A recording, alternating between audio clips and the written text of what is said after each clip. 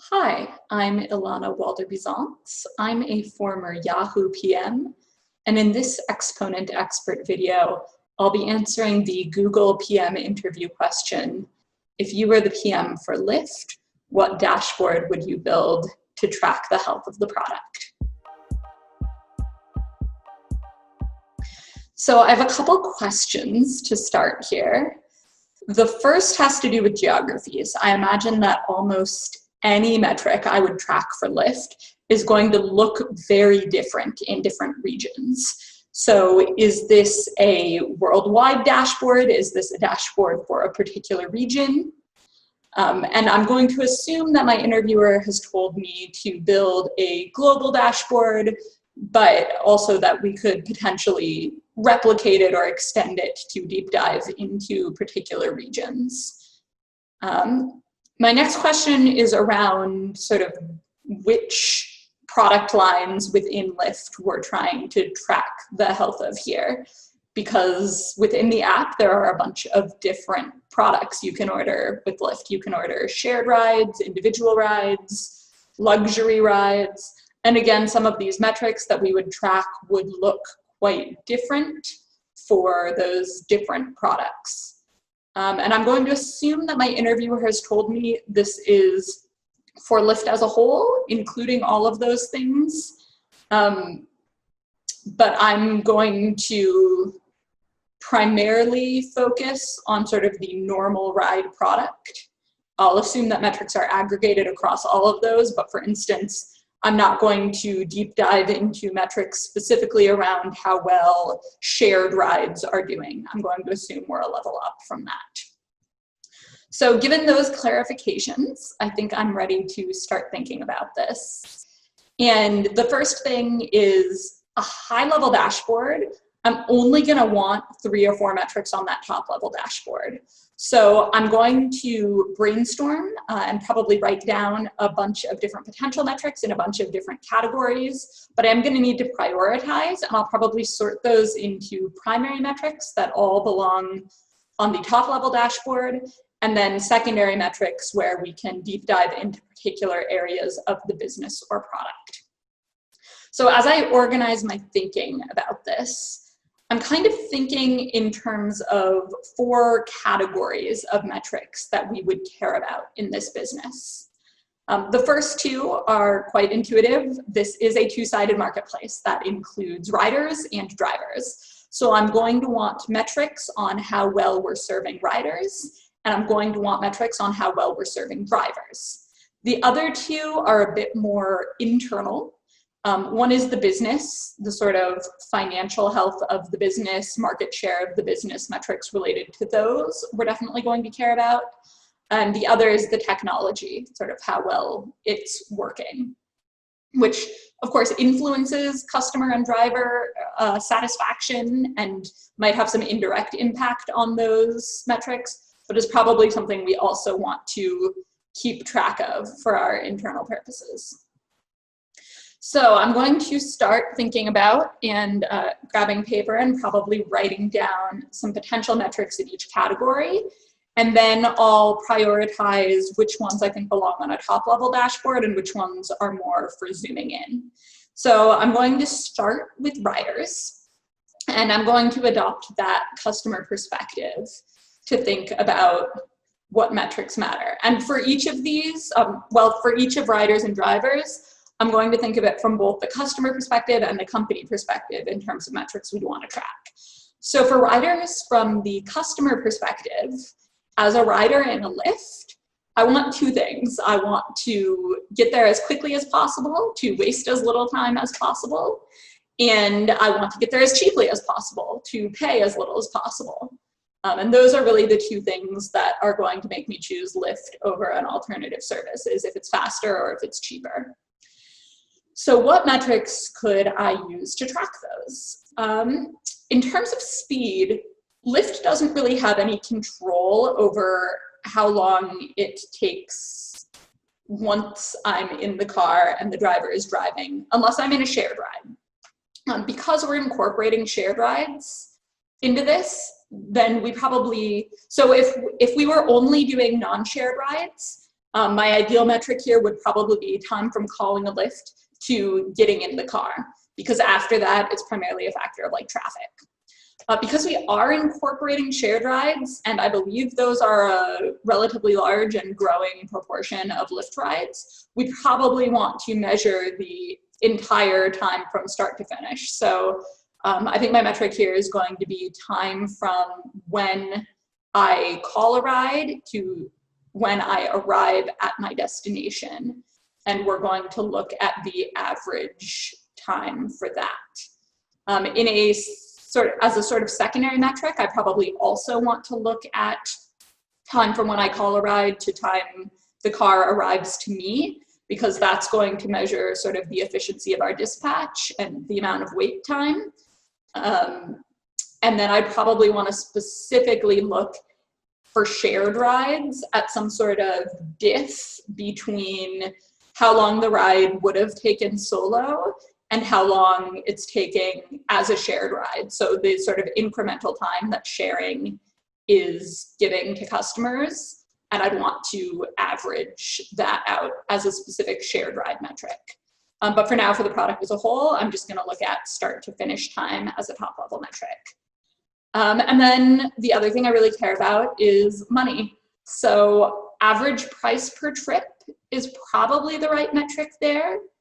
Given that trips vary widely in length, we may want to look instead at price per mile, or to split it into sort of short, medium, and long distance trips. I'd need to dig into the data a little bit more to understand whether there's a splice there that makes sense.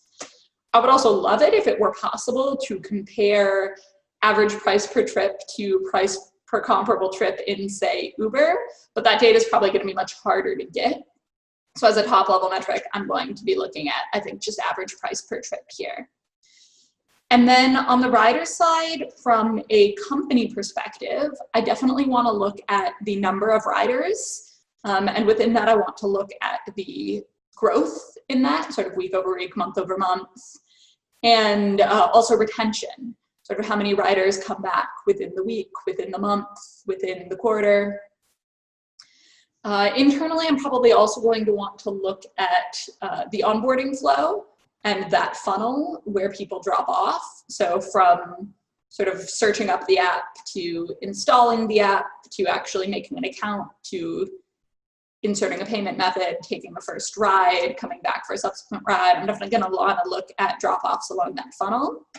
And I'm also going to want to look at sort of rider utilization. What is our average rides per week from a rider who is an active rider?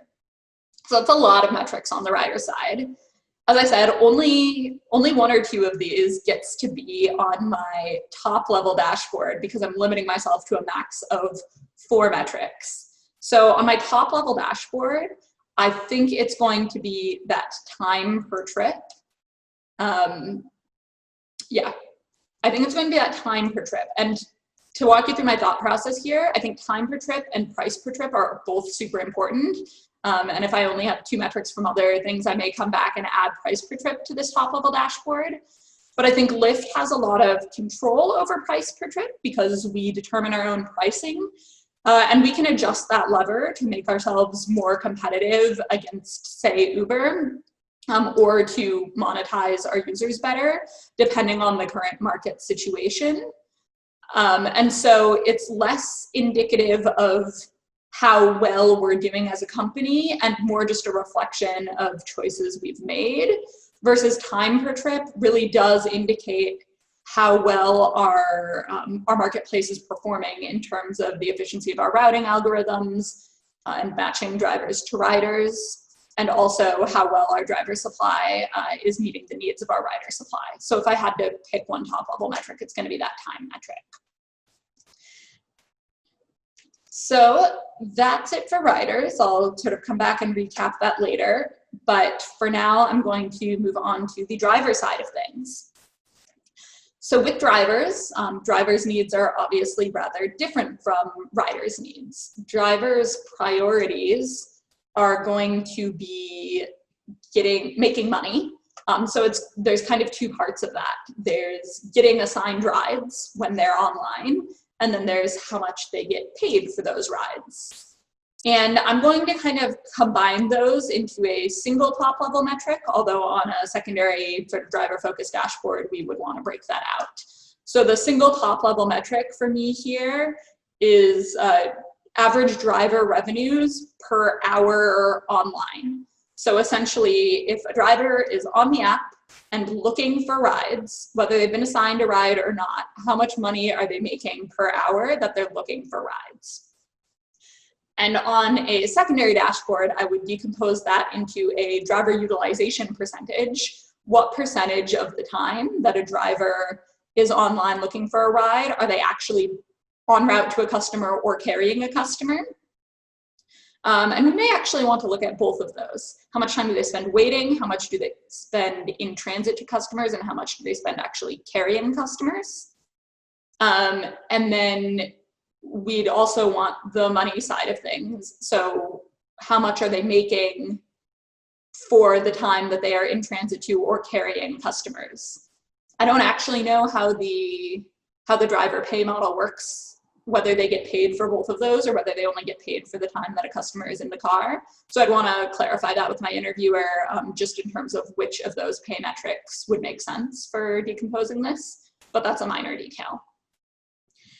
So that kind of gets at what matters to the drivers and also gets at how well we're utilizing them, right? Ideally, we want high fill rates. That indicates that our sort of dynamic pricing is probably working well to get drivers on and offline when we need them, and also indicates that our routing algorithms are working fairly well if those fill rates are pretty high. And obviously, driver revenues are important to driver retention and satisfaction. So we want to make sure that those are high and probably trending up as well. And then from a company perspective on the driver side, we want some of those same metrics we have on the rider side. We want to know how many drivers we have, the growth in that, and the retention of drivers over time. Hopefully they're sticking with us. So those are my main driver metrics. Again, I'll circle back to that at the end. But now I want to go into the more internal metrics. And for these, there's sort of business and tech. I think tech, I would honestly allow my engineering manager to lead some of the key metrics there and to collaborate with me. So I'm not going to spend a lot of time on that. I think the obvious one, top level one I'd want to track is ANRs or crashes, right? Like how often does this app just stop responding and stop working for people? But particularly as we move into more and more markets where the hardware of phones is less advanced and where data might be more limited, I'd probably also want to keep track of the amount of space this app takes up on people's phones and the amount of data usage it's requiring to function, because I know that especially on Android abroad, those can be key drivers of whether people keep apps installed and whether they use them. Probably none of these tech metrics are going to make my sort of top level 3 or 4 key things dashboard, but I definitely want a secondary dashboard where I'm keeping track of these things, because keeping your tech in good order is an important part of keeping a good product. And then on the business side of things, what does Lyft care about? And this is actually something I might want to ask my interviewer a little bit more about. I'm not sure where we are as a company in terms of prioritizing growth at all cost over profits, or trying to start to turn profitable, even potentially at the expense of some growth. And that's going to determine which metric is top level. I'm going to want to keep metrics on both. So I'm definitely going to want metrics on number of trips, on overall revenues. Ideally, if I can get the data, and this isn't something I can just instrument in the app, but we may have a way to get it, our market share relative to competitors like Uber, both as a share of rides and as a share of wallet. Probably that can't be updated on an hourly or daily cadence, but we may have market intelligence ways to update that, at least on like a weekly or monthly cadence. And I probably want some sort of measure of operating profits. As a super top level we can get from the app thing, that would probably just be revenues from rides minus sort of driver pay. So how much money are we as a company making from rides before all of our other expenses? So I probably want all of those on a dashboard. And depending on our priority as a company right now, I would either want my top level metric to be that sort of our money minus driver money number, or I would want it to be number of trips, or if we could get it, market share.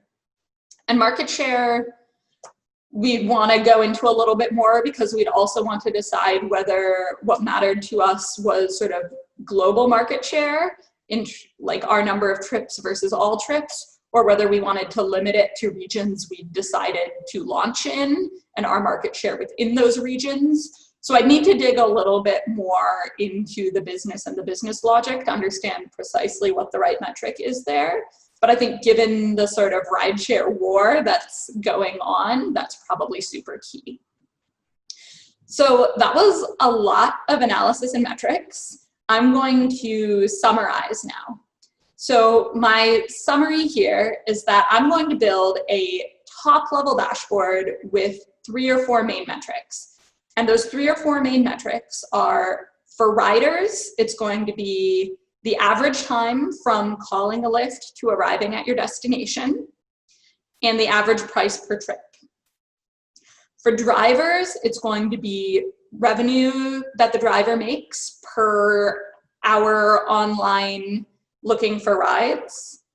And for the business, I'm going to assume that we're in a profit-focused mode now, so it's going to be the company's share of ride revenues.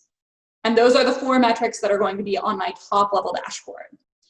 And then I'm going to have secondary dashboards related to 4 areas: the business, the tech, the riders, and the drivers. And on each of those, I'm going to have a handful of metrics. I'm not going to recap them all now, but the handful of metrics that I discussed that I think all are important to the health of those components of the business. So that's my dashboard as a Lyft PM. Zooming out a little bit, I think that when answering questions like this, there are a few things that are really important to get right. The first is to have some sort of structure. There are going to be a lot of potential metrics, and you need to have some way to break it down and think about the different stakeholders involved and the metrics that measure what matters to those different stakeholders. And so imposing a structure early on is going to help you a lot. I think another thing is to think about the sort of splices that will matter for the data. Averages can be deceiving, and important patterns often get lost in averages. And we didn't really go deep into that with this sample answer, but I sort of touched on it with the questions I asked at the beginning, and it's something you want to be aware of and show that you're thinking of. This might matter differently for different geographies, for different lengths of trips, for different types of rides, for instance, shared versus not shared. And even if your interviewer tells you, abstract those away, just think about this as a high level, you want to show that you're thinking about those, and that as a PM, you would be cognizant of the differences, and you probably would actually build potentially different dashboards for those different geos or types of products. And finally, this is really a test of prioritization. You're going to be able to come up with at least a dozen, probably 20 or more metrics that you would want to track as a PM.